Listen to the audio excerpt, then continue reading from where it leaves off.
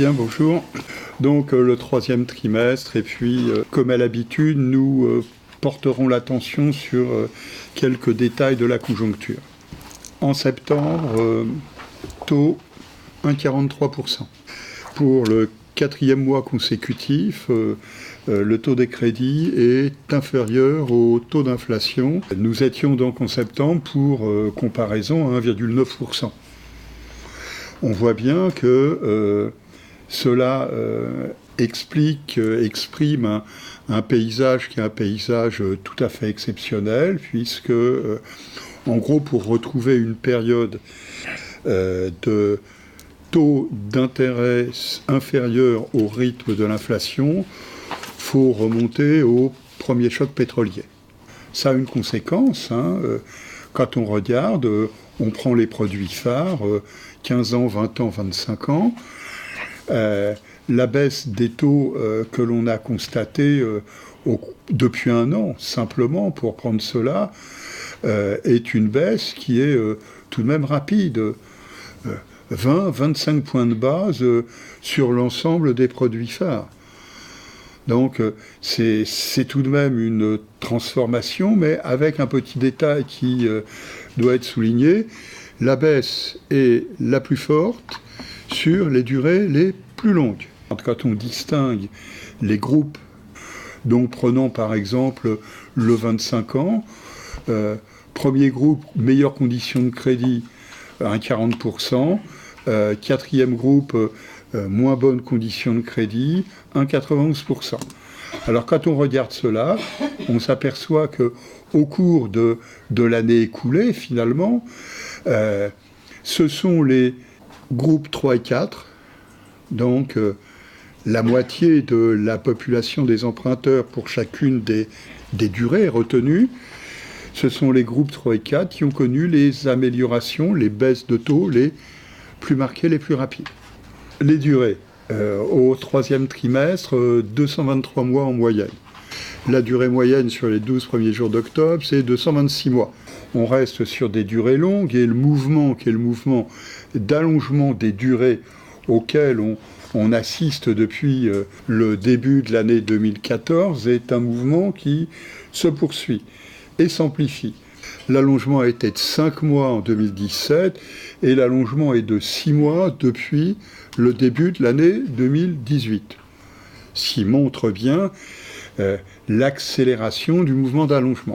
Quand on regarde de manière plus précise, on s'aperçoit que cet allongement des durées est associé à une transformation de la structure de la production.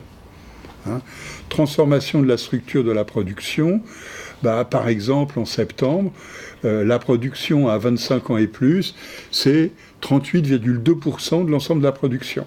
Si on prend 20 ans et plus, 68,5%. 2 remarques, voire 3 remarques. La première remarque, l'allongement de la durée et la déformation de la structure de la production, qui se constate depuis le début de l'année 2014, avait finalement en 2017 ramené la structure de la production à la situation que l'on observait au début des années 2000. Néanmoins, depuis le début de l'année, nous avons un allongement et un emballement de la déformation de la structure de la production.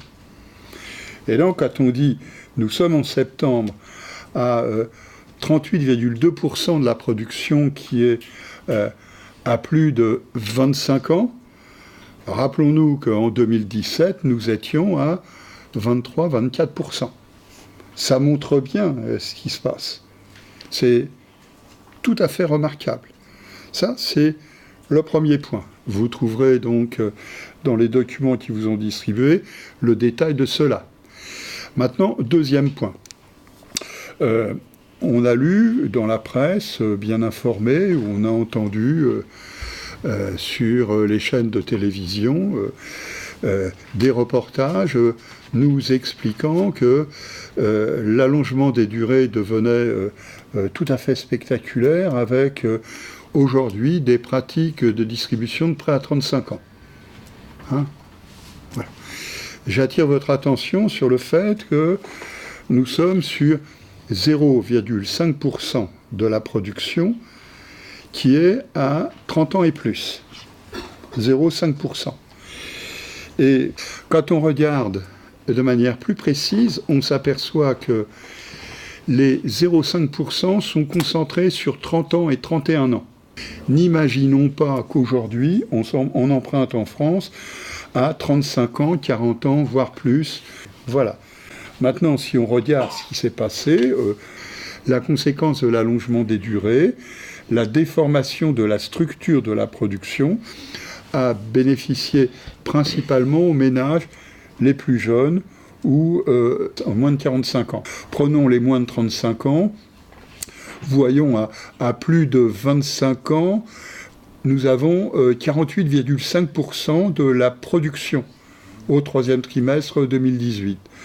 Nous étions, il y a 2 ans, à 33%.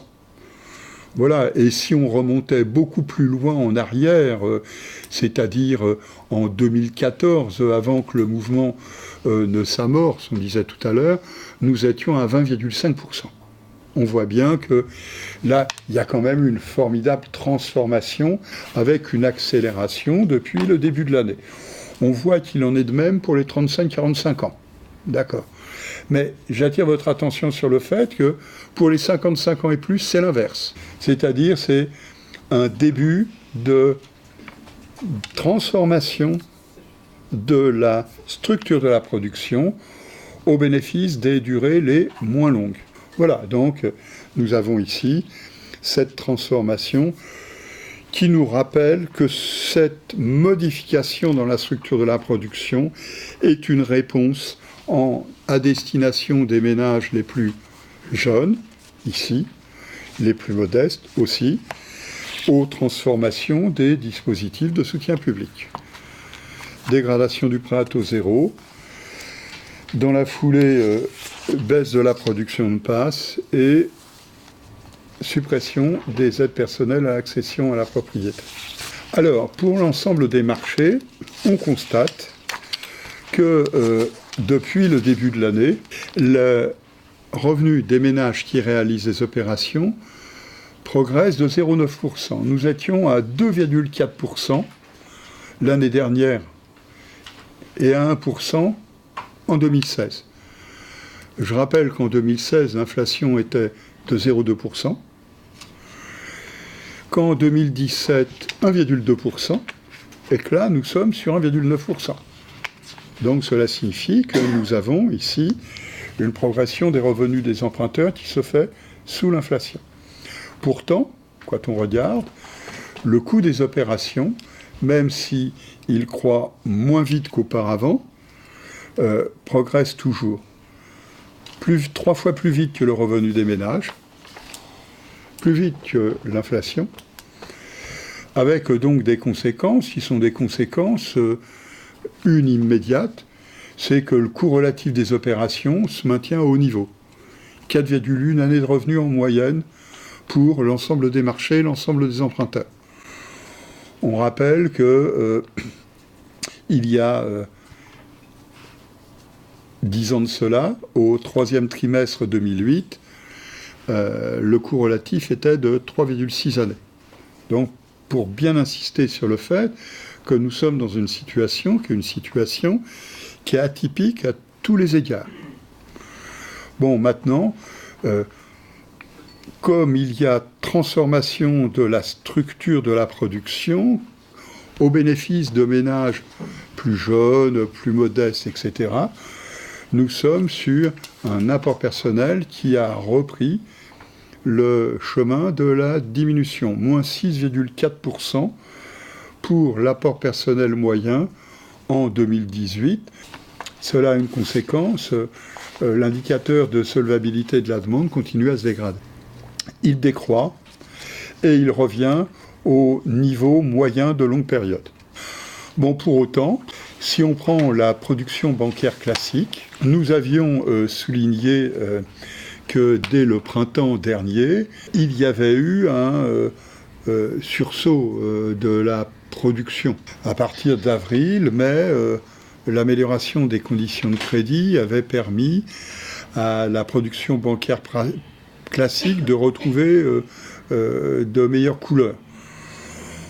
Bon, sans surprise, mais d'autant que dans le même temps, la dégradation du prêt à taux zéro, dans sa foulée, la moindre consommation des passes, la suppression des aides personnelles à l'accession avait conduit beaucoup d'établissements distributeurs de crédit à transformer la pratique de distribution des prêts, transformer la nature des prêts. C'est-à-dire allonger les durées, baisser les taux, assouplir les conditions d'octroi. Et donc cela a permis finalement de contenir la dégradation de l'activité. Ça a eu comme effet donc de gonfler la production de prêts bancaires classiques. Si on prend en trimestre glissant, donc en glissement annuel, nous sommes sur une production qui est en augmentation de 7,7% par rapport donc au niveau du troisième trimestre 2017, mais avec un nombre de prêts, on voit, qui commence à repiquer du nez, avec un nombre de prêts qui en recule de 1%. Bon, en dépit donc du ressaisissement, des rebonds, puis compte tenu de l'affaiblissement plus récent, nous sommes sur une production qui est à moins 1,5% et un nombre de prêts qui est à moins 7,4% pour les prêts bancaires classiques. Hors PTZ, hors épargne logement, j'en parle par attachement, vu ce que ça représente dans le marché maintenant, hors PC Pass, hors évidemment prêts sociaux multiples et variés, type par exemple les prêts de ce qu'est appelé aujourd'hui Action Logement. Voilà, donc l'ensemble du marché.